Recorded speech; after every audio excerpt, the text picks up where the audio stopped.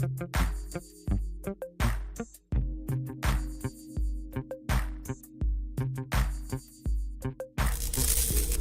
ready for the show, it's about to begin. Pro fan talk when we dive right in. Sports talk, hot takes, ain't nothing we lack. We the real fans, nothing holding us back. Mic check, 1, 2, y'all know the drill. We bringing the energy, we keep it real. Touchdowns on liquid air, on the slam dunks on the court. Every sport, every game, we holding down the fort. We breaking down the plays, dissecting the stats. Pro fan talk, we keeping it fat. Debating with passion, no filter, no doubt. We the voice of the fans, we scream and we shout.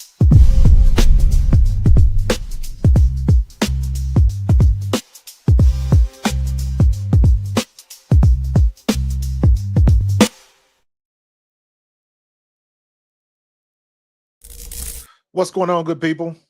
Happy Thursday to you. Welcome to the Pro Fan Talk. We are here a little bit early. It's all good, though. Sometimes when you get people that's going to come on your show, you have to acquiesce. You have to make it work for them. So my man came on, said he could get there a little bit early, so we made it happen, man. It's been a crazy week.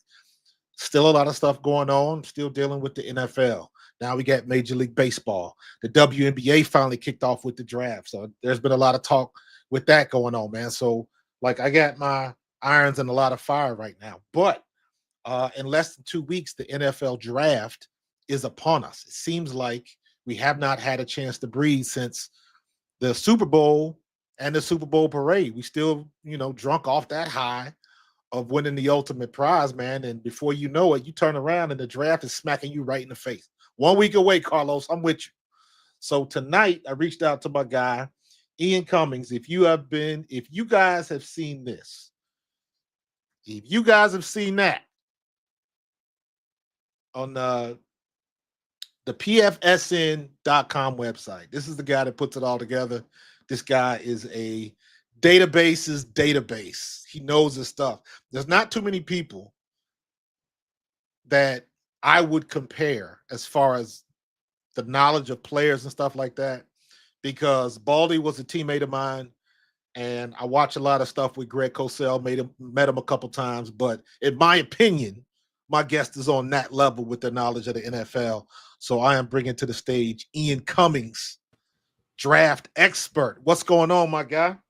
Nothing much. You're putting me in some lofty company, man. I won't put myself there yet, but it was this draft cycle was unique because I was away from the draft side until around March, and then PFM brought me back to it. So we've had to really kick it into gear right away. The pace was pretty hectic, as I said before the podcast, but it's been great to get back into it. It's been a lot of fun, and it's like riding a bike again. All you got to do is start kicking the pedals, and you get it pretty soon after. And this class in particular, a lot of different outcomes to explore, a lot of different projections that could happen, so it could play out. And for the Eagles at 32 as well, looking at how the board is going to fall, a lot of different ways it could for them. So it's been a lot of fun, and I'm happy to be back with you here talking draft again. It feels right, feels natural.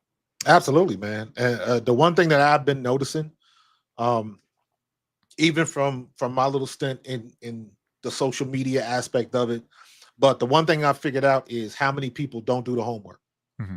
How many people just get shovel papers in front of their face and they just kind of regurgitate stats and stuff like that. But it's very clear that they don't do the homework. They don't watch the games, none of that. And so I've been trying to take it upon myself to make sure whatever it is I'm talking about, I don't care if it's baseball, football, basketball, WNBA, whatever it is, I'm trying to do the homework, make sure I know what I'm talking about, because there's too many fakers out there that's just, I don't know if they're using AI.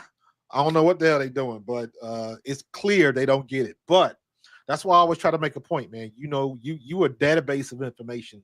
You do your homework, and it shows up on this website. So am I mistaken? You're the one that's putting all of this data in here? Like, are you responsible for all of this brain trust of information that's in this website? No, I'm mainly the information. Yeah, I got to shout out my guy Math Bomb Kenley Platy on Twitter. He does the relative athletic scores, the RAS stuff. Yeah, He's yeah. he's the mastermind behind the coding and the multipliers and all of those things. So we kind of he puts together the framework and then the rankings and the player blurbs and the information. That is mostly me. This cycle was unique because they had information there before I came back to draft stuff, so we've had to Right. update it. But next cycle it's going to be all one voice. It's going to be all with the tape at the root. And so I'm really excited for what we can do with a full cycle of time. But yeah, all the information is me, and I try to update the rankings as often as I can. And for anyone out there, at IC_draft on X, formerly Twitter, if you are using the MDS and there's a ranking that looks a little, off to you, maybe you think a certain guy isn't going to be available at that spot, any comments or feedback that you have, feel free to hit me up, because we try to be really open-ended with the feedback loop for our users, trying to make Right. it as realistic, as immersive of an experience as possible. So, but it's been a lot of fun to put together. Ken is the mastermind behind the coding and all the framework stuff behind the scenes. So I got to shout him out any chance I get. He's a genius. He's amazing. But the rankings, the information, I try to keep the player information as comprehensive as it can be. And I tell you what, man, the difference you get. I've done mock drafts. I always come back to you guys' site, but I've done the other ones. I've done the we were on Edge Rusher. I've done the NFL mock draft sim. Um, the ESPN Yeah, NFL draft sim. there's a lot of them out there, man. It's Dude, it's crazy. the stuff that happens, and it's like, all right, wait a minute. Like, this is like, I'll give you a good example. Me and my guy Tone, we did Tone DeShields Chalk It Up Sports. Check him out. Yeah. We did a mock draft last weekend, right? So before we start the show, I clicked the button. Let me just see what's going to happen. And I don't even remember what site I was on, but the first thing that pops up is the Cowboys want to trade for our 32nd pick. They want to trade Micah Parsons to the Eagles. And I'm like, Lord mercy, here we go with this nonsense. So just stuff like that is always funny to me. So, Yeah. but we can get down to the nitty gritty, man. As far as the Eagles go, I know, and this is just my kind of me thinking outside of the box a little bit, because I know we don't need a quarterback, and it's not really about the Eagles, but I'm just curious, in your opinion, what are your thoughts on Shador Sanders? Because I watched him. I watched a lot of Colorado, and to me, everything that people have said about him pretty much tracks. He's not the biggest. He's not the strongest. He's not the fastest. He doesn't have a missile launcher for an arm. But all I know is the games that I watched, the offensive line was hot garbage. And when he got punched in the mouth, he stood in the pocket, delivered the ball on time and on target, and made some hellacious throws. And I don't understand where all of this other stuff gets thrown in. I think it's all BS. But what are your thoughts on Shador? Yeah, and his evaluation, has been more complex than Yeah. many, for better or worse, whether that's justified or not. I think, you go to the production first. That's the first thing that you see whenever you evaluate a guy. Is you look at, okay, what did he do on paper, right? And Right. he was productive at Jackson State right out of the gate. He was productive at Colorado right out of the gate, right? Didn't turn around the program as you would have wanted a top flight quarterback, but at the same time too, like you said, the offensive line was pretty rough. The defense was very rough both seasons. I mean, it's just, you can't expect the QB to mask a team's issues in its entirety, right? But the QB evaluation process is so, it's outcome oriented, but it's also looking at the tape and what's there, right? And so you mentioned it, the traits. I don't think despite being Deion Sanders' son, you would expect him to, have athleticism as more of a calling card. I don't think he's, quite that quick twitch, guy who's going to create on the ground and actually be a viable running threat. I think he has, enough short area twitch when he's mechanically, his base can be a little wide sometimes, a little slow to retorque in the hips and things like that. So, that impacts his corrective mobility. I think he has enough to at least get out in the flats and throw off platform, but not going to be a prolific creator, right? He's going to beat you in the pocket. And that's kind of what it's always been for him. And in the pocket has some of the best accuracy that we've seen over the past like 3 cycles. I mean, this is a guy who has a very natural throwing motion, not the most rotational, but like very smooth, doesn't have too much bad motion, and he knows how to throw either with touch or velocity. He can layer Yeah. it pretty well. He doesn't quite have the arm talent of a Cam Ward, but I think he has enough. And that's kind of the key, is when you're trying to project for a guy like Shedeur Sanders, what is an NFL comp for him? An NFL comp that I gravitated to a little bit was Brock Purdy. Brock Purdy, Okay. And the capital is different because Brock Purdy was the last pick of the draft in his cycle. He went to the 49ers, a great situation for him. And, credits to him, he made the most of that. Like, he put in the Right. work, and he eventually earned the starting job and kept it. And now he's a Pro Bowl quarterback. And there are questions about, should you extend him at max money, right? But the fact of the matter is, he did get them to a Super Bowl. He was playing as, I think, a top 14 QB in the league, you could argue. So I think Shedeur Sanders, with the right kind of support, can get to that point. I do think he has that kind of ability with the accuracy. As a processor, I don't think he's elite, but I do think he's good enough. Again, I think, coming from that Colorado offense, his pre-snap identification stood out as a strength for me. I think Right. pre-snap, he does a really good job of recognizing what the defense is giving him, but he can react pretty quickly to post-snap rotations too. I think the full field progression work is still, there can be lapses there, but he's shown that he can move from A to B, get to his check down. And I think the response to stimulus when he's moving from read to read is quick too. So I think, processing wise, there's definitely enough there. Physically, not an elite physical talent, but has enough arm to get by.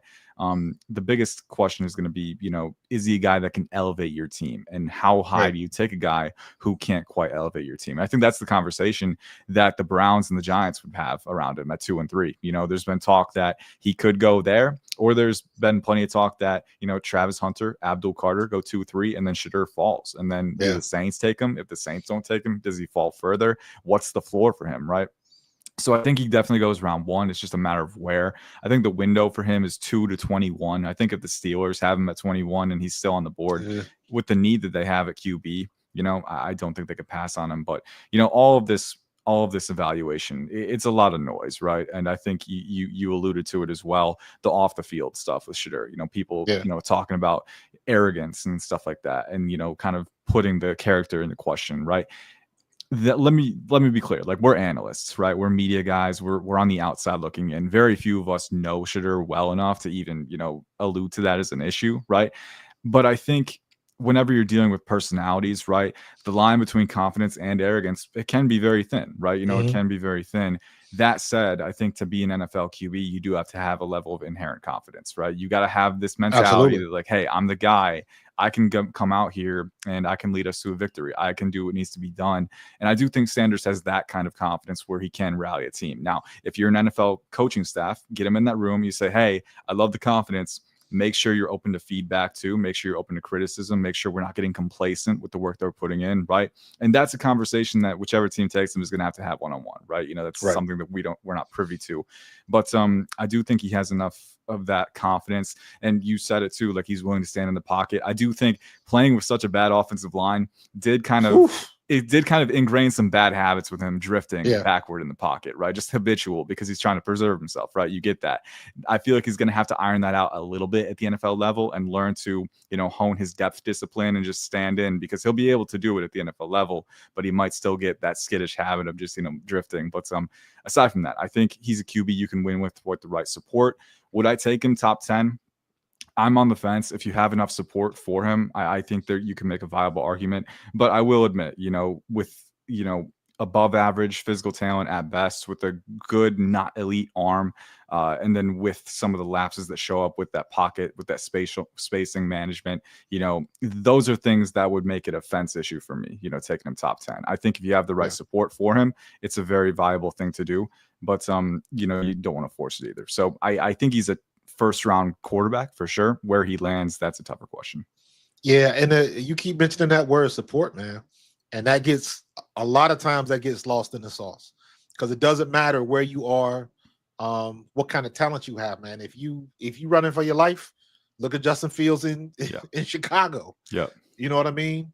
Or a lot of times you don't have the right support system to bring whatever it is inside of you out of you. Look at Zach Wilson and what happened to him.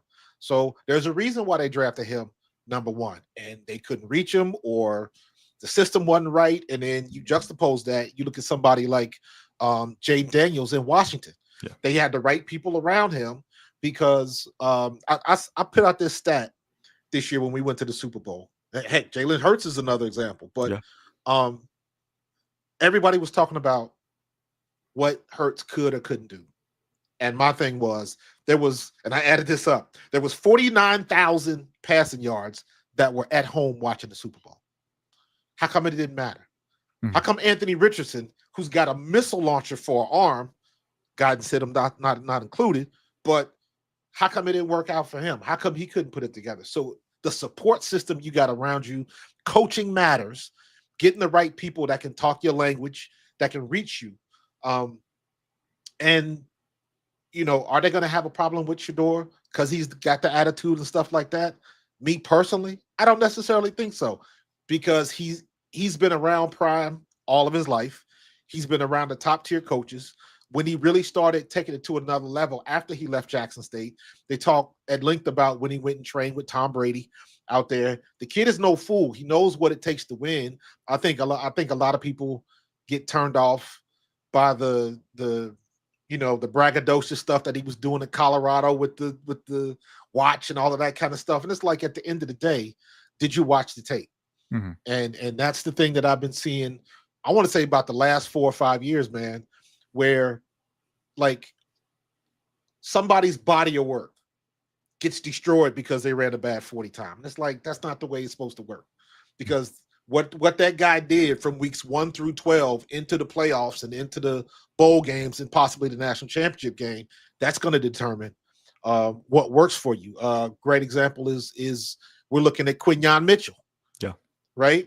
Out of Toledo. He had the opportunity. I remember hearing about this, and I was like, because I was on the edge. I was like, I like his size, but maybe I like guys a little bit beefier, but I do like his size. Then I heard about what he did when he didn't go to LSU. He stayed at Toledo, the people that got him there, and he stayed loyal to the people that worked with him from the rip, especially now in this NIL climate. And I was like, that means something. And that will definitely mean something in the city. And that's exactly what happened. So a lot of people are not, you got to look through the trees to see the forest, man. And I just think a lot of people don't do that these days, man. They see a YouTube video and they roll with it. Yeah. It's like, nah, you got to do a little bit more homework than that. Yeah, and it's a classic case of, anytime you're in the NFL draft evaluation or any evaluation for any matter, I think you have to have a really strong awareness of human bias and how it works too. Like, you can latch on to little figments, little thin slices of a player or a person, and you can shape your entire perception of who they are and what they do and what the value is just off of that thin slice. So it's really easy for something to take root in the human mind and influence everything that you think. So for Shedeur, right, he says something that rubs you the wrong way. Maybe he comes off as arrogant, right, a little too overconfident. That little thin slice of information can impact how you view a guy and right. how you interpret film, right? Like a play that could be, half his offensive line's fault or half his fault. You could look at that and say, like, oh, like he should have, moved it in a different spot or whatever. And like, that's a pretty vague example, but thin slicing bias is a real thing. Human bias is a real thing. And I think, but the reason it is so dangerous is because it is so under the radar. It is so implicit. It's very tough to have an awareness of it. And so I think you have to be really vigilant if you're going to be an NFL draft analyst, or if you're going to be, it's important for everyone to have a voice in the space for sure. But having a voice comes with responsibility, right? And any guy, whether it's Shedeur or someone else, you have to ensure that you're looking at the body of work, like you said. But more than that, you're not letting any one piece influence your decision making and your viewpoint any more than anything else. Right. And the one thing we got with social media, man, everybody got receipts. Yeah. So you better be about your homework. Now, for you, I think we talked about this a little bit earlier as well. For you, when does your process start? Getting all these guys together, knowing all these names. That's just a massive amount of information that you got to collect, bro. Like, when does that process start for you?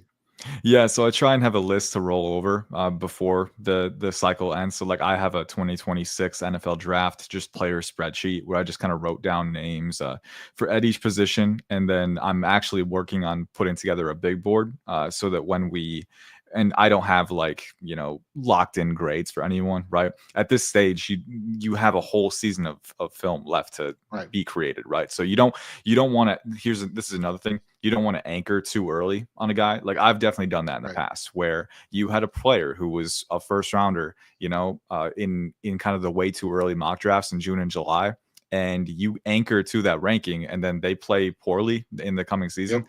And there were cycles in the past where I still had that player pretty high up on my board because I anchored to an early impression that I have had of him, and then I didn't go back and reevaluate. So when I'm rolling over to the 2026 cycle or the 2027, whatever the next cycle is, I don't anchor to these viewpoints quite as much. I try to stay fluid because there is still so much football left to be played.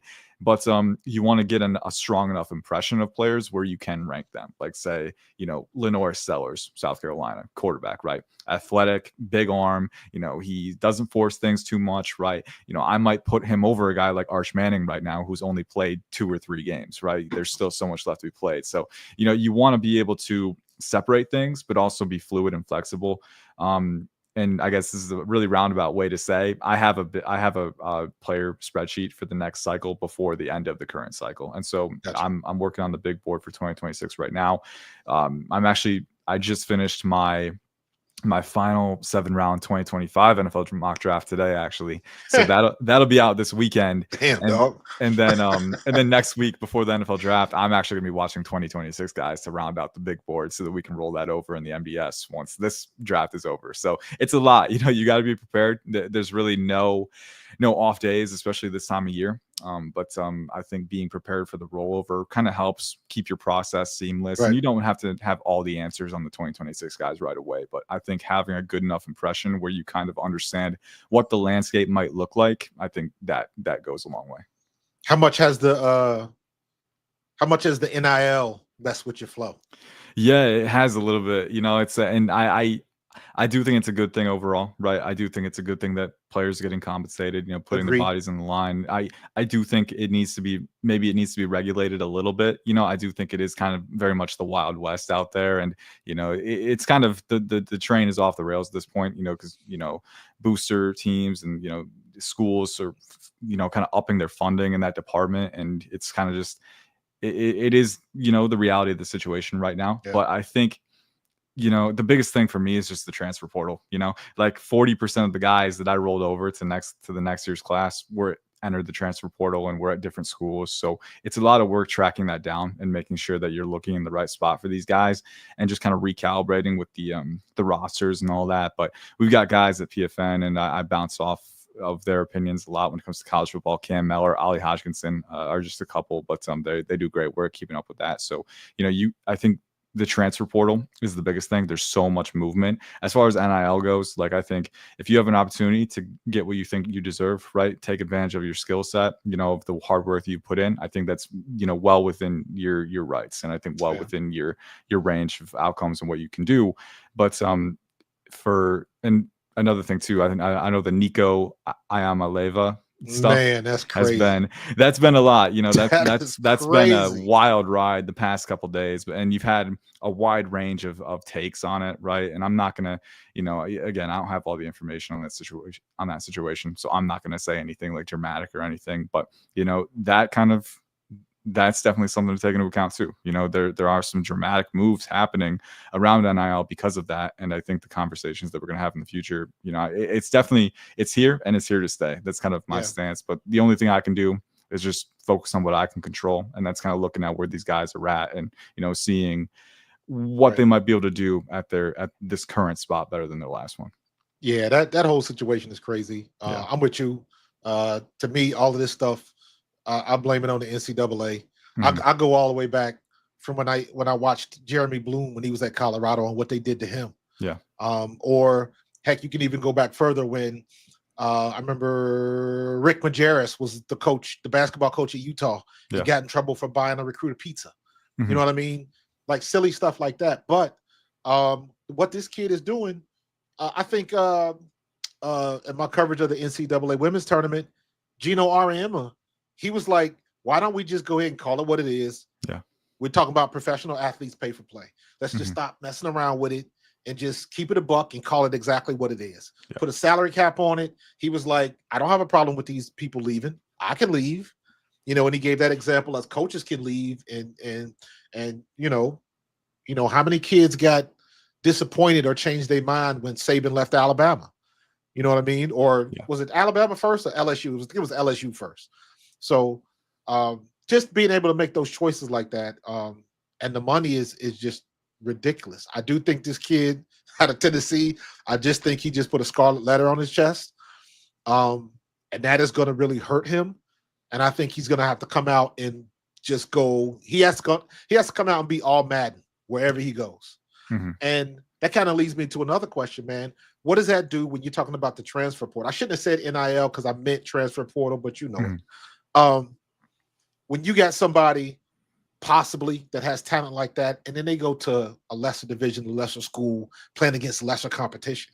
Because I look at Shador, using him as an example, he goes from Jackson State to Colorado, so that was a step up. But you got a lot of these guys stepping down. How does that mess with your rankings and your homework? Yeah, it's a tricky thing, and more often than not, what I've seen, and this isn't like a blanket statement or anything, but more often than not, the cream rises to the crop. I think Trey Amos is a great example with this class. He was at Louisiana, and then he transferred to Alabama, right, and didn't quite get the opportunity that he wanted at Alabama, and you thought maybe he's going to transfer back down. He goes to Ole Miss and has a standout year, and now he's a top 20 player on my board, right? So, I think more often than not, the cream does rise to the crop. And I think going back to kind of the conversation we just had is that, these college schools, the Gino Auriemma conversation about just calling it what it is, right? I think it's going to start to emulate the pro structure a lot more because you're paying these guys, actual salaries and contracts. And so I think these teams are going to invest a lot more in scouting departments for transfer players, right? And so I think the cream will rise to the crop. Usually you don't see guys transferring down too much. And a lot of times if they do transfer down, they have a chance to jump back up, right? If they have eligibility remaining. So it's not something that happens too often, but it is something that you take into account. I think the main thing, maybe, Mike Green at Marshall is one, although his dismissal from Virginia is a different kind of situation. And that's something that NFL teams are going to have to vet the off-field stuff. But, he was a player who played at Virginia, was recruited ACC, left Virginia, and then went to Marshall and had the standout year that he had, right? And I think he's still being viewed talent-wise as a first-round player, right? So I think you have to look at the tape again, and it feels like, again, kind of like a cop-out answer, right? Just look at the tape, it is, there is. But it shouldn't, though. Just saying that should not be a cop-out. It shouldn't, right? That's what you're supposed to do anyways. And so here's the thing, like let's expand off it. Let's take a step, right? Let's look at the tape. What does that mean? That means diagnosing, that means looking at the diagnostics and quantifying the traits and abilities that a player has, right? Right. And I think you can do that. There's going to be a level of competition conversation. There was with Quinyon Mitchell too, right? But you can also look at the diagnostics of it. All right, well, does he win in a way that's translatable, right? You look at Mike Green on the tape: explosiveness, bend, speed to power, good play strength, right? All of these things where he's winning NFL caliber reps, and he's winning at a clip at the lower level of competition where you would expect him to be able to translate to make that jump to the NFL, right? So I think you have to look at the traits. Are the NFL traits there?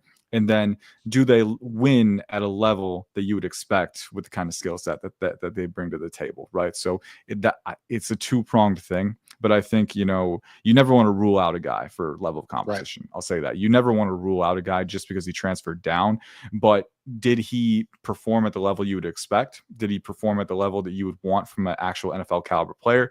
Or did he transfer down and feast on lower level competition just off of raw talent alone? Is he still a project, right? So it's a conversation. It's kind of a question that you have to ask yourself and then internalize for every guy on a case-by-case basis.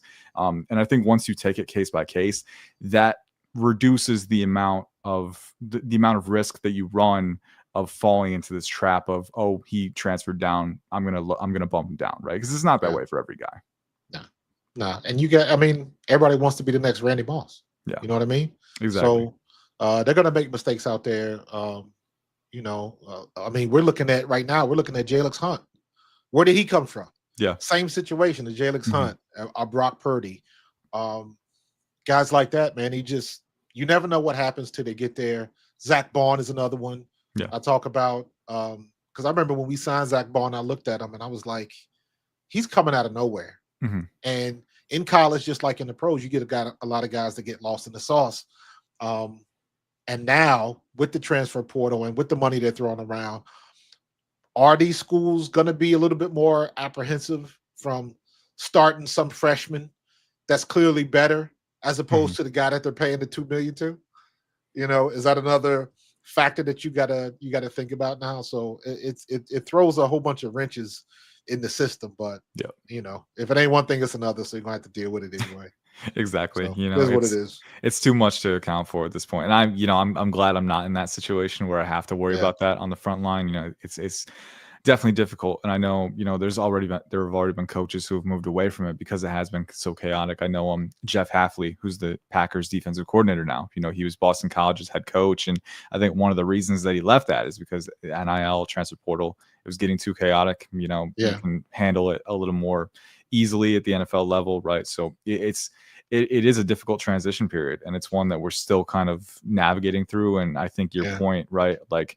Uh, Michigan State is one example, right? Keon yeah, Coleman. I live 15 minutes from East Lansing, so it's an easy analogy. But Keon Coleman was, people close to Michigan State knew he had potential first round talent, right? But right, then he plays early in his career, and then he's off to Florida State, right? He's off to that real top stage, right? The highest stage.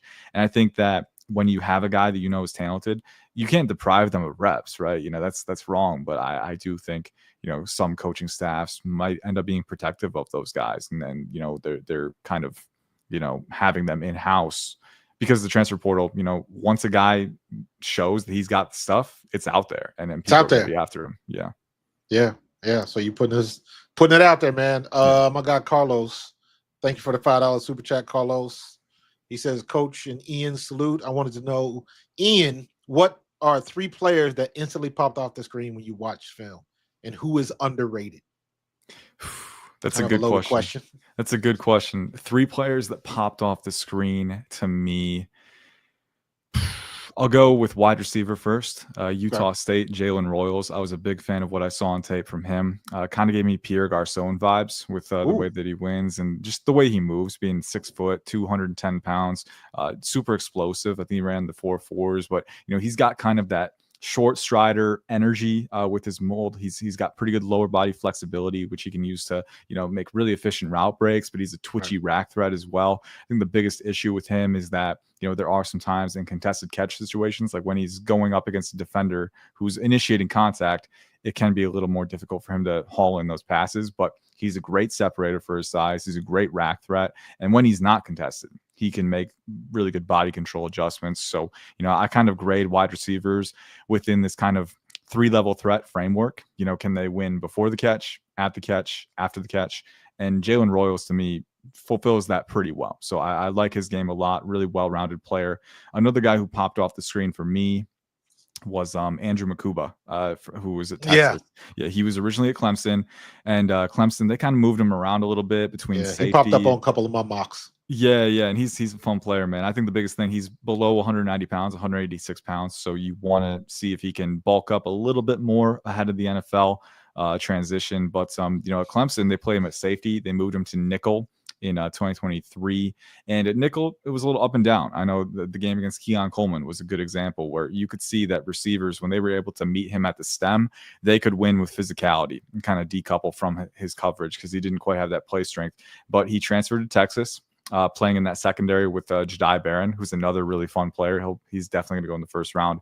But playing at safety again in his natural spot, Andrew Makuba, he lit it up, man. He had 5 interceptions, and some of his best tape came in run support too, coming downhill.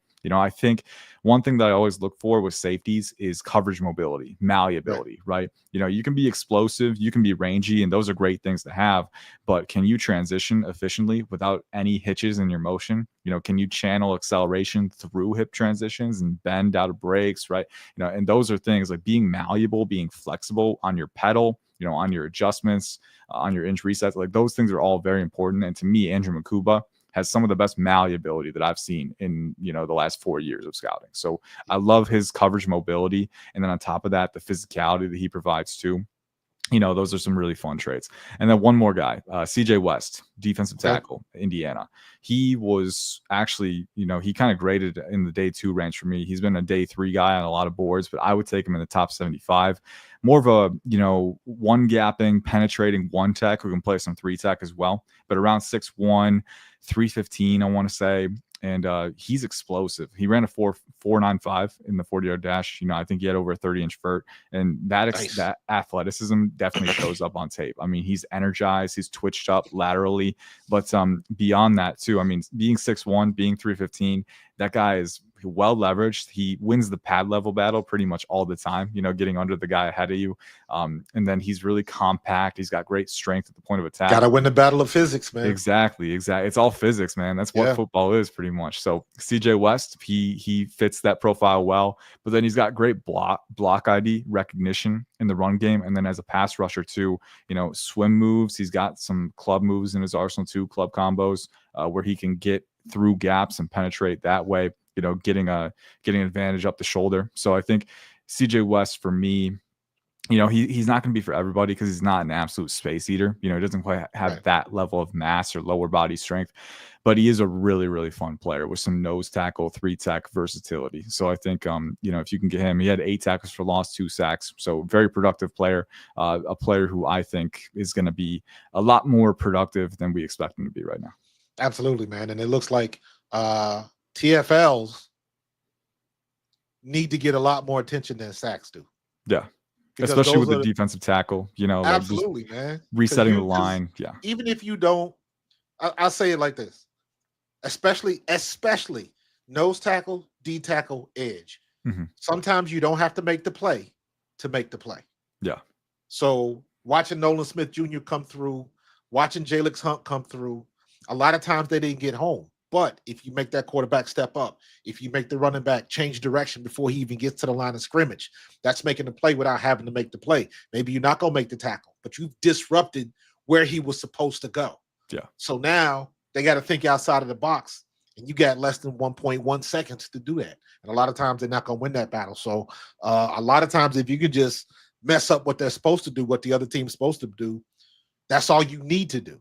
Mm-hmm. So when you were talking about like DBs and some of that technique stuff, man, being able to transition your hips and different things like that. I used to say that about linebackers all the time. There are a lot of fast linebackers, but linebackers can't cover because they can't open their hips and close their hips, change directions and all of that type of stuff, man. So when you on that field, man, 1 yard, 1 step in the wrong direction is 3 yards of space in real time.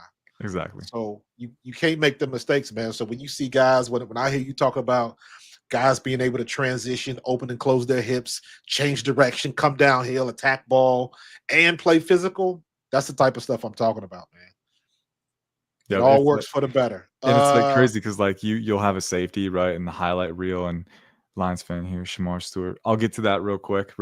But like when you talk about like one thing about evaluation is like I see people posting highlights of the safety, like hawking over a deep pass and everything. It's like that's great, but like show me when he has a post route and a go route overlapping. How does he manage space between them, right? Like show me when he struggles. Exactly. Show me when he struggles. Like a lot of the quiet reps, you know, they tell you a lot about a player, right? So the volume is really important. And you know, I think those plays get lost sometimes. We go for playmaking. Playmaking is important, but you need a lot of times you need the soft skills to make plays, to be in a position to do that. So it's you know, I it's just one thing that I love about evaluation is that there's so much information to take in that does have meaning. So it's fun.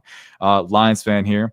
Same here, actually. I don't know if you were here at the start, but I grew up I live in Michigan. I grew up near East Lansing, so that 2008 Lions season was really rough. I remember I think I was 10 years old at that point, so I vaguely remember it, but wasn't fun. Wasn't fun. We've come a long way. Shamar Stewart, if he does make it to 28 and Brad picks him, Hutch teach him up, man, that would be one of the most talented edge duos in the league right there, That'd man. be ridiculous. That would be ridiculous. And I think, Hutch, with the way that he was coming on before he got injured last year, I think he had 7.5 sacks. And that dude was a freaking beast, like, man. He was on pace to potentially challenge the sack record. I mean, absolutely. He was just out of this world. And I think he was that good.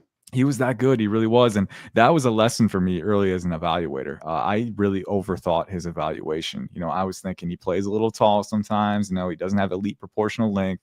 But at the end of the day, he just knows how to win as a pass rusher. And I think he has the flexibility that you want at that size too, the explosiveness. So that was a lesson for me to not overthink it.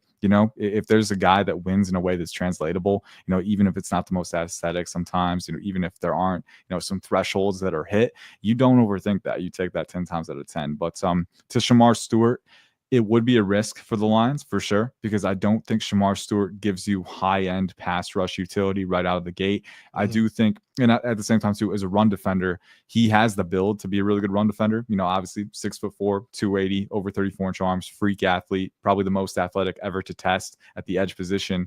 But I think you look at what Shamar Stewart does in run defense, his gap discipline, his role responsibility can be kind of inconsistent. Sometimes he'll kind of sell out for the gap and try to make the play in the backfield and not hold up the edge, right? Not set the edge and keep a firm position. Yeah, he gambles for sure. And sometimes he loses. And then as a pass rusher, I think his upper lower synergy isn't quite there yet. Sometimes his feet and his hands don't move in sync to one another. He can play contain really well. And that's one thing that, I try to, I'm trying to take into account a little bit more now. Every time we watch a pass rushing rep, it's like, all right, is it a win or a loss? But sometimes, like if you're playing 5-tech head up, you don't have as much space to work with as an edge rusher. So if you can just contain, if you can just keep the QB in the pocket, drive the tackle back with your power, that can be a win in and of itself, because you funnel the QB into the interior where the other guys can scoop them up, right? So, it's kind of complex. I do think that pass rushing concerns are very much warranted with Shamar Stewart. You're really working from the ground up. That said, I do think the Lions culture would be a great fit for him. I think they'd be able to get the most out of him. And if you can get the most out of him, I think it's going to take 1 or 2 years for it to fully click for him, but he's got the motor, he's got the athleticism, he's got the size and the power. That could be a truly fearsome edge rushing duo. And I will add in real quick too, if you're concerned about Shamar Stewart's pass rushing ability, I do think a pretty nice consolation prize for the Lions would be Mykel Williams from Georgia. I think Mykel Williams gives you not quite as high a ceiling, but still a pretty high ceiling within that mold. And I think he's got a much higher floor as a run defender, still working at his pass rushing, but he can be utilized on stunts, right? He can be utilized on looping rushes. He's got a swim move in his arsenal too. So if you're a little concerned about Shamar Stewart and don't want to take him, even if he is there, Mykel Williams, in my opinion, would be a really nice consolation. Next question is, who is this year's Jalix Hunt? Small school kid that nobody's looking at. Yeah. Ooh, this is a good one. It was a dark horse coming out, man. Somebody nobody heard of. This is a good one. I'll give 2 answers. One of them people probably have heard of, and one of them maybe less people. The first one is Femi Oldejo from UCLA. Played as an off-ball linebacker earlier in his career. Transitioned to edge in 2024. Had 4 sacks and 14 tackles for loss. Went to the Senior Bowl. Had a lot of great reps at the Senior Bowl. 6'3", 251. I think over around 33-inch arms. But he's got a pretty good speed to power profile. He's pretty sturdy in run defense too, taking on pullers on the play side. And he's got enough explosiveness, enough bend. He's working on his hand usage. Still a long way to go, but I think the reps that we saw at the Senior Bowl were pretty promising. Now, those are one-on-one reps. They are kind of slanted toward the edge rusher, right? Because the tackle doesn't have any help on an island. But I think you're working with a really high ceiling physically. And then all of the reports that you hear about his character are off the charts. Just a guy who's going to work hard, who's going to give you everything you got. And then on day one, that because he has off-ball linebacker experience, you can disguise blitz looks with him. You can drop him into coverage if needed, right? So a lot of different ways that you can use him. So especially for Vic Fangio, I can imagine that would be really fun. But Femi Oldejo is one, and then the other that I'll give give out here. I don't know what I was trying to say there, man. I get tongue tied sometimes when I talk. That Michigan talk, bro. Exactly. There we go. But Elijah Ponder, Cal Poly, is another guy who I think could potentially be a riser late, and then potentially a gem, a diamond in the rough wherever he does go. Again, 6'3", over 250. I think he's got over 33-inch arms, and he's an elite athlete. I think he ran the 4.5s. He had very, very good, like 96th percentile, at least, explosiveness numbers. And on tape, he's definitely more of a finesse rusher. He's still learning how to channel his traits into power, and especially going from Cal Poly to the NFL. I do think there's going to be an acclimation period where, hey, he's going to get knocked in the mouth a couple of times, and he's going to have to bounce back. But Elijah Ponder has the athletic tools, and he produced at a very, very high clip at Cal Poly. I mean, he was dominating FCS competition just like you'd want him to. And then he's got really good ankle flexion for his size too. He's not just a straight line explosion guy. He can run the arc while reducing his surface area, while sustaining acceleration. And he's shown that he can win with his hands around the apex too. So I like Elijah Ponder a lot as kind of that late round, traits rich edge guy who's still working on his power game, who's still going to have to make the leap to the NFL and show that he can, keep up. But I think the tools are all there to work with. I think the pass rushing repertoire is pretty strong for the experience level, and you're getting a ball of clay to mold at the end of the day. So Elijah Ponder would be another one for me. Now, who do you think? Who can you think of right off the bat that you think that'll be a slam dunk? A slam dunk just as a player? Yeah. Do I have to? Because I could say like Travis Hunter, right? But that's kind of cliche, right? So, I'm trying to think. Let me be honest with you. I don't know if Travis Hunter will be a slam dunk because it all depends on who takes him. It does. Yeah. You got to use them the right way, I think. Yeah. I'm pretty confident either way. I think what are the outcomes for him, right? I mean, I don't think he gets past both the Browns and the Giants. Just looking. If he goes to Cleveland and then what happens if Cleveland gets James Pierce? Yeah, that's true. That's true. So their edge, both those edges, that is going to be ridiculous. Mm-hmm. Yep, the pass rushing ability, the explosion off the line. I mean, that would be scary. That would be scary. And I know with Travis Hunter, it's just like, where do you use him, right? And especially with Cleveland not having their quarterback situation settled, like, that would definitely impact the quality of targets that he would get. I hope they don't roll out Kenny Pickett as the starter. That would be pretty rough. But I don't hate Kenny Pickett, but yikes. Yeah, like ideally he's your backup, he's your safety blanket. So we'll see what they do there. But I had a prospect in my head. Oh, Ashton Jeanty is one that I'd probably say is a slam dunk. Yeah. He's honestly the one knock, the two knocks on his game is that, again, he's 5'8", right? So I mean, he doesn't quite have the leg churn that bigger guys who are 5'11", 6 foot are going to have, but he's still a bowling ball at contact. I mean, he is so low to the ground as a runner. You can't get under him as a tackler, right? And then he's an energizer bunny when it comes to his leg motion. I mean, his short area mobility. He's explosive. He's got good speed. But I like to call it kind of an illusion fusion. There's so many little tools that he brings to the table that contribute to him being probably one of the most evasive runners that we've seen in the past 5 to 10 cycles. I look at Ashton Jeanty and I think I see Emmitt Smith. Emmitt Smith came out of Florida. Honestly, that's a decent comp. I think, with Ashton Jeanty, you're getting enough play strength for sure. 5'8", 215, going to be closer to 220 when he plays. But again, the cutting flexibility, the creative instincts, the spatial IQ, the vision. I mean, he can weave through lanes and punish downhill and churn through contact, do all of those things. He's a pretty good receiving threat too. He's got a decent route tree. He's not going to be the best pass blocker at his size either. That's another small knock in his game. But if you need a volume runner with that pass game flexibility and a player, here's the thing: in the modern NFL, you pass to get a lead and then you run the ball to keep the lead, right? That's kind of my philosophy anyway. Unless you have Saquon, but unless you have Saquon, then you can just run all the time. But I usually, if you're an NFL team, you're going to want to pass, and it's a matter of proportions. You're never going to pass 100% of the time, right? But usually you pass more than you run to get a lead. And then once you have that lead, you can play ball control with the running game. Ground and I can't think I can't think of a better runner to do that with than Ashton Jeanty, because he's elusive, but he's physical, and he's just he makes the most of everything he's got, man. So he graded pretty close to Bijan Robinson for me, and Bijan is my highest graded RB of all time. So it stands to reason.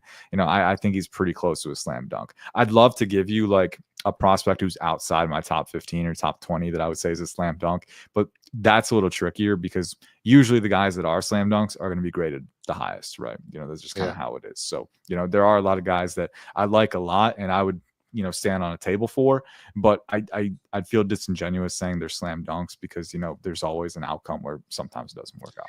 Yeah, things happen. So you never know. In Philly, it looks like we're probably going to get Dallas Goedert is going to be out of here. Mm-hmm. So I was looking at tight ends, and of course, everybody's talking about Mason Taylor, Jason Taylor's son, and they're talking about the kid from Bowling Green, Harold Fannin. Now, the first time I saw him, I was like, he's different, but is he big enough? I don't know if he is for the athleticism that he has. I guess my hang up is the size adjusted athleticism. That's what I thought. Then I looked at some stats and I was like, well, there's a lot of people that are like 240, 245-ish.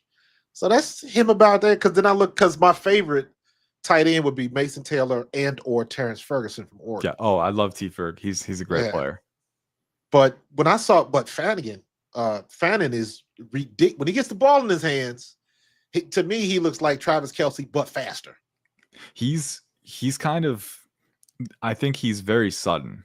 That's the thing. Like, he's not the fastest top end guy. He'll max out pretty quick in space, but he is very sudden and quick with his feet in short areas. And I think that really helps him because he's not the most orthodox mover. You mentioned it. I mean, like, he's a little high hipped, a little stiff in the hips sometimes, which I think can impact the range of his lateral transitions, but he's just so sudden where he can recalibrate his alignment pretty quickly, even if his hips aren't the most flexible, and that allows him to, do some one cut stuff as a rack threat too, when he needs to. So he's very unorthodox, kind of gave me, I think a maximum, a ceiling comp for him, like a ultimate ceiling. If this is the best outcome you get, I got some Jordan Reed from him.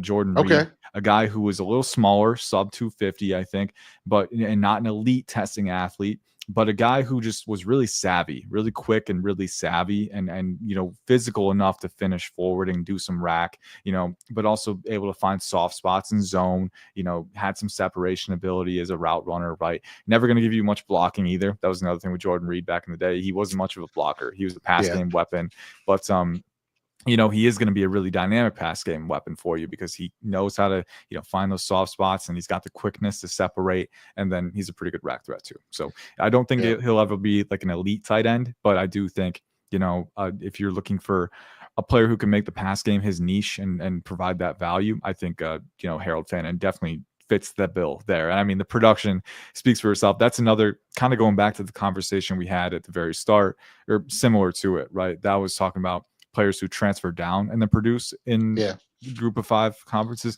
He began at Bowling Green. Like, that was kind of where he made his mark, and he produced at an elite clip. I think over 100 catches, over 1,400 yards, over 10 touchdowns. Right? So he was stupid productive. But then here's the thing too. He played Penn State and Texas A&M, and he produced against them too. So I think, you have to think about how his skill set projects. You can't just look at the production and be like, it'll probably transfer over. Like, you have to look at the diagnostics, like we said. And I do think there is an outcome where he can be successful, but it's going to be within his mold, fitting his skill set. And there are some things that he can't do. That goes back to coaching matters. Yeah. Getting somebody in and being able to, as an analogy, you don't sign Hassan Reddick and then drop him into coverage. Stop trying to put a square peg in a round hole. It's funny, I always say this, and I could be 100% wrong, but I remember when the Eagles signed J.J. Arcega-Whiteside, and I was like, huh. And then I saw him, and then I realized, okay, this kid's an athlete. All you need to do is throw the ball up in the air, let him go up and dunk with two hands. That's all you got to do. That's all you want him to do. Mhm. And then they didn't do that. They wanted to. I guess they were looking for something else. The same thing. I thought the same thing of Albert Egbawonu.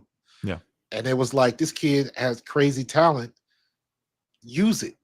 Stop trying to fit him into your mold. The reason why I like Ferguson is because here in Philadelphia, I didn't think Dallas Goedert was the best blocker. So we need somebody that's going to be able to handle themselves in the trenches, because he is going to be part of arguably the best offensive line of football. So he's going to have to hold his own. yeah, And there was a couple times last season where Dallas Goedert and Grant Calcaterra and Jack Stoll, yeah, it wasn't good. So I'm looking at it from that standpoint. You got to be able to hone your own on the line of scrimmage. But, I mean, no doubt the kid's a playmaker. Not sure about Mason Taylor, his blocking ability, but, I mean, he comes from good stock. He's a legacy. You know he's for going to sure. he already knows how to play the pro game. He's probably watched his dad. He's probably in the locker room. Very similar to who am I thinking of? Sure. Not Shador, but Jeremiah Trotter Jr. Good Lord. Yeah, yeah. I got Trot Jr. So just being around it and being able to not get caught up in the hype of it, because he's been around it for his whole life. Now, sure. who do you like? Who do you like at DT besides Walter Nolan and Tyleek Williams? Who are some other names out there at defensive tackle? Because we're looking at that situation too, and I'm looking at guys, and I love talking to you about this because we're not going to draft a defensive tackle at 32. At least I don't think we are. And then we jump down to 64, and then we're into the 2, 3, and 4 rounds. Like, who are some guys that, they're not all on the lights and on the billboards, but some really, really good players that probably could drop themselves and find themselves in Philadelphia? For sure, yeah. And real quick on the tight ends, I want to touch on Mason Taylor and Terrence Ferguson. And I understand I can talk a lot, so I'm going to be rapid fire with these. All Terrence good. Ferguson, probably one of the most well-rounded tight ends in the class, and I think he's a really underrated route runner. And he's a phenomenal athlete. So he's actually in my top 5 tight ends. I would take him round 2, and I think he's a phenomenal player. Mason Taylor, again, I think it's the movement efficiency with him. He's very fluid, very fast. Yes. Fast with his strides, and I think that compact, efficient movement, the bend as a route runner, that's going to make him really good. And he's kind of moves like a hooper. Yeah, he moves like a hooper. He's smooth, and even when he's catching the ball, he's a quiet catcher. It's very natural. It's very smooth. It's very, it's second nature for him. And I think that that's going to allow. He needs to improve his sustain as a blocker. Sometimes he'll be a point of contact guy and won't always drive through. But I think the upside is there, the mentality, the pedigree, like you said. So 2 guys that I like a lot. At defensive tackle, I think I love Tyleek Williams, so I'm sad that we can't talk about him, because I would take him top 25. But I think a few guys in the day 2 range that stand out to me, and I might forget a couple because this defensive tackle class is legitimately insane. There's so many good players. I'll refer back to CJ West again, because I do like CJ West a lot, so I would include him in this conversation. Okay. But we already talked about him. Darius Alexander from Toledo is another one. Big fan of what he has to offer. I think around 6'4", over 300 pounds, 34-inch arms. He's got probably one of the best power profiles in this class that I've seen. He's incredibly explosive off the snap. He acquires leverage very well. And especially, in run defense, he can slab, he can fully extend, he can stack and shed, he can make tackles for loss. And then as a pass rusher too, he's more linear than laterally proficient. I think, it's going to be the speed to power game with him a lot more than it is anything else. But he does have enough lateral agility to, levy the counter game, right? I think he's got a really hot motor as well. So, Darius Alexander, he's going to be a 25-year-old rookie. So the age threshold could be an issue. So funny now. I know it's like it's a different conversation for every player, right? But I know I'm getting to the point where I'm older than that too, so it's like it's feeling different. But he's definitely a talented player, and I think being 25, he's going to be able to hit the ground running, and he can be a pretty solid pro right away. So Darius Alexander is one. Shamar Turner from Texas A&M, is another Yes. one who I think Got him on my fits. list. Yeah, fits what the Eagles would need, I think, Yeah. alongside Jordan Davis. If they accept his fifth-year option, we'll see here. But I mean, he'll be here for 2024 anyway. But alongside him on those odd fronts, Shamar Turner, 6'3", over 290, 33-inch arms. I think close to 34. It's in the 33, 34 range. So good proportional length, and again, explosive. Former guy. He played on the edge at times earlier in his career, rotated to the inside.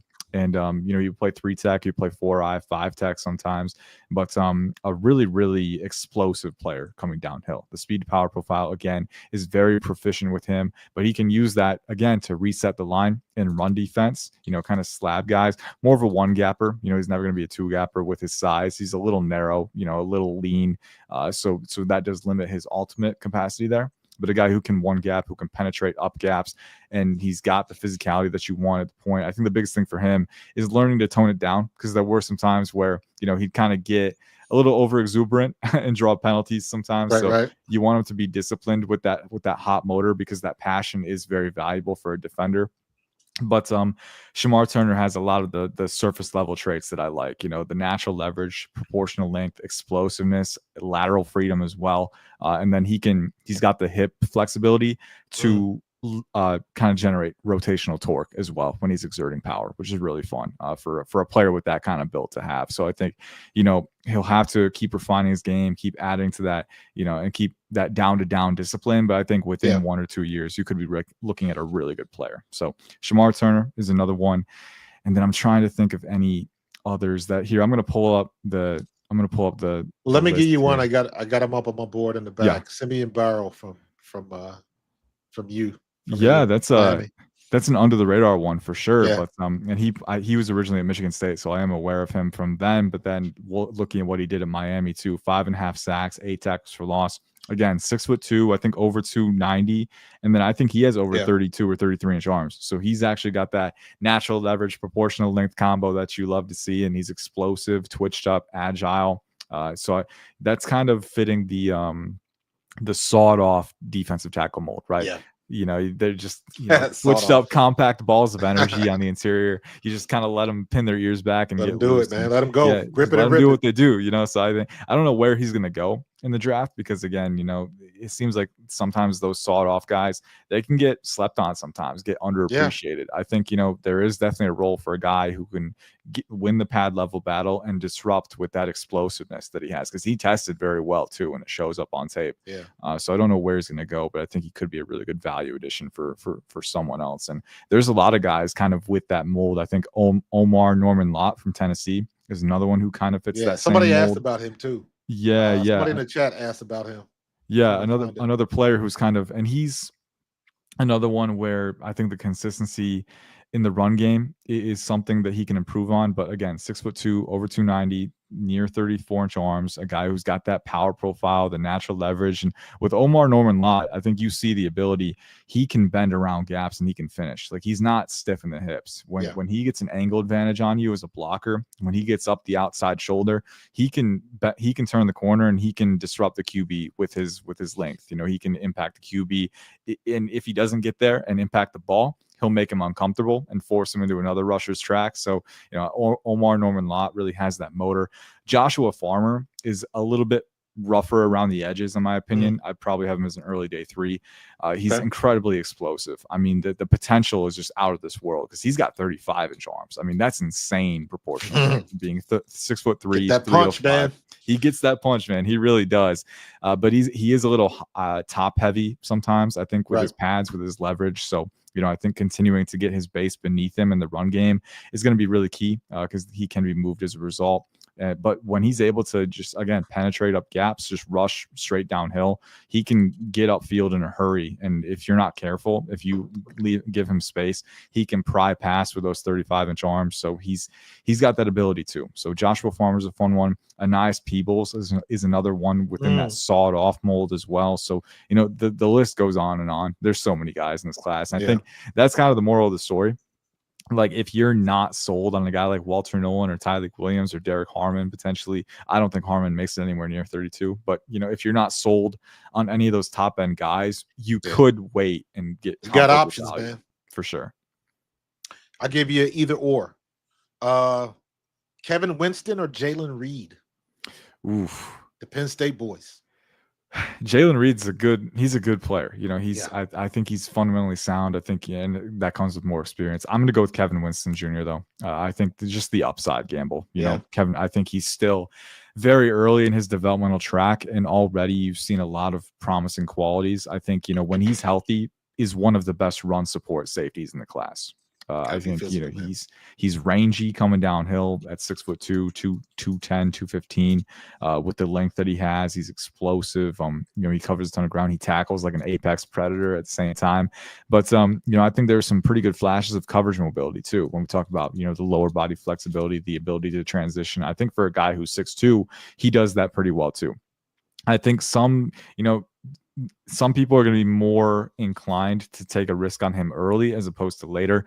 I would be on the fence. I think I do think there is still a lot of room to grow with his processing and ability to process overlapping routes and things like that. You know, he's got the mobility for it, but I don't think he Mm, looks super natural as a split field safety sometimes when he's, you know, managing space between routes, and that'll come with experience. Like, again, yeah, he's still very young. I don't expect him to be the maximum playmaker that I would expect from a guy who's so young. But I think with Kevin Winston, you have a really high floor run support safety, which is a very valuable thing, you know, being able to take the right angle, being able to get to the spot, being able to convert the tackle point.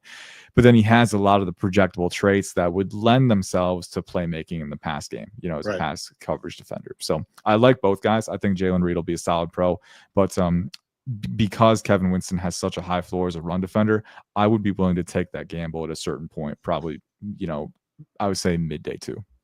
I'm right there with you, man. I love Kevin Winston Jr. I think he is the perfect size for a safety on my team. Yeah. But I look at that and I see Sidney Brown. So physical, just fast enough. I think Sidney Brown's a little bit faster, but being able to come up and support the run, Yeah. not afraid to get your hands dirty, not afraid to come up and lower the boom, because we are looking at somebody. We got somebody. We have to have somebody to be able to feel like C.J. Garner Johnson used to feel. So we got to have somebody that's physical up there and not afraid to lower the boom on somebody, man. Mm-hmm. So we'll see. I